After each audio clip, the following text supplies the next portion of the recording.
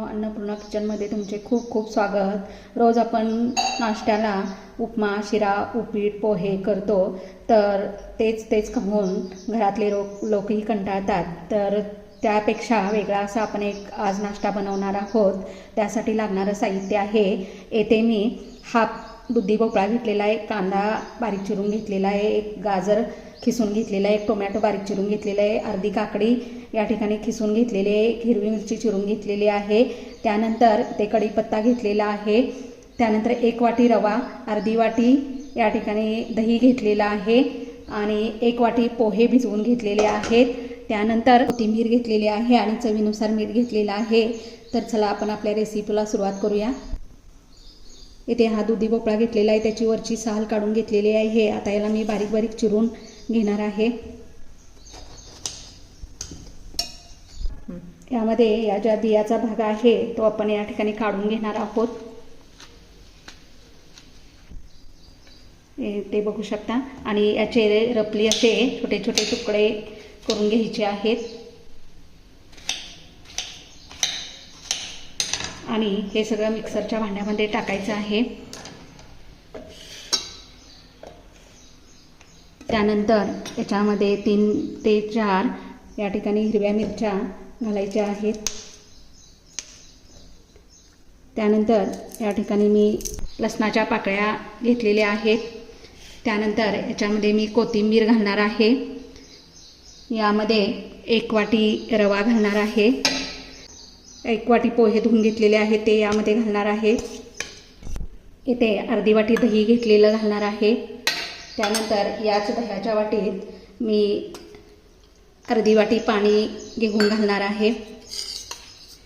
त्याच्यामध्ये मी चवीनुसार मीठ घालणार आहे आणि हे सर्व मिश्रण मिक्सरला बारीक करून घेणार आहे। त्याला जर एक्स्ट्रा पाणी लागलं तर थोडंसं घालायचं आहे। तर इथे बघू शकता या कन्सिस्टन्सीमध्ये आपलं हे बॅटर तयार झालेलं आहे।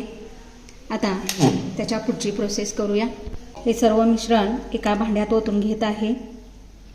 येथे मी गॅसवर एक कढई ठेवलेली आहे आणि या कढईमध्ये 1 पळी तेल घालत आहे।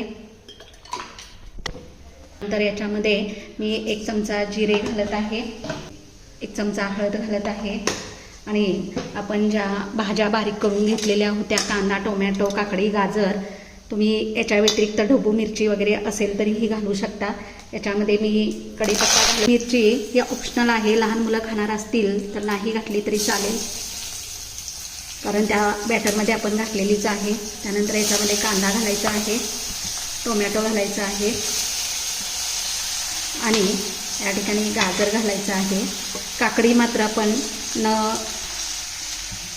भाजता डायरेक्ट यामध्ये घालणार आहोत आणि हे जे सगळ्या भाज्या आहेत त्या मीडियम गॅसवर आपल्याला थोड्याशा भाजून घ्यायच्या आहेत, म्हणजे याचा कच्चेपणा कमी होईपर्यंत भाजून घ्यायच्या आहेत। टोमॅटो, कांदा, गाजर भाजून तयार झालेला आहे। हे मिश्रण काढून मी आपल्या तयार केलेल्या बॅटरमध्ये घालत आहे। त्यानंतर याच्यामध्ये मी खिसलेली काकडी होती ती घालणार आहे, मिक्स करून घ्यायचं आहे। अतिशय पौष्टिक आणि लहान मुलांच्या बौद्धिक विकासाला अतिशय पौष्टिक असणारा हा नाश्ता आपण या ठिकाणी करत आहोत। त्यानंतर याच्यामध्ये मी इनो घालणार आहे। तुमच्याकडे इनो नसेल तर तुम्ही खायचा सोडा घातला तरी चालेल आणि हे घातल्यानंतर याला मी एकसारखं फेटून घेणार आहे।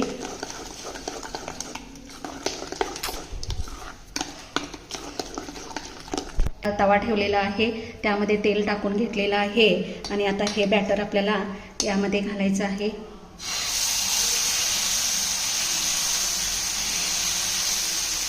तुम्ही पाहिजे त्या साईजचे पराठे या ठिकाणी करू शकता।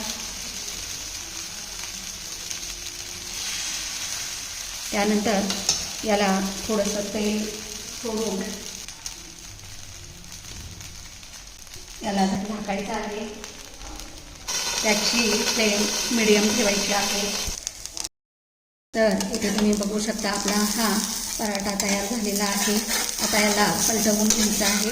इथे तुम्ही बघू शकता मस्त असा कलर आलेला आहे आणि दुधी भोपळ्याचा आपला हा पराठा अतिशय पौष्टिक असा तयार झालेला आहे. इथे तुम्ही बघू शकता आपला दुधी भोपळ्याचा मस्त असा पराठा तयार झालेला आहे. हा पराठा शेजवान चटणी किंवा खोबऱ्याची चटणी याच्याबरोबर आपण खाऊ शकतो. तर तुम्ही हे असा पराठा तयार करून बघा आणि माझी ही रेसिपी तुम्हाला आवडली असेल तर मला कमेंटद्वारे सांगा आणि माझ्या चॅनलला लाईक आणि सबस्क्राईब करायला विसरू नका.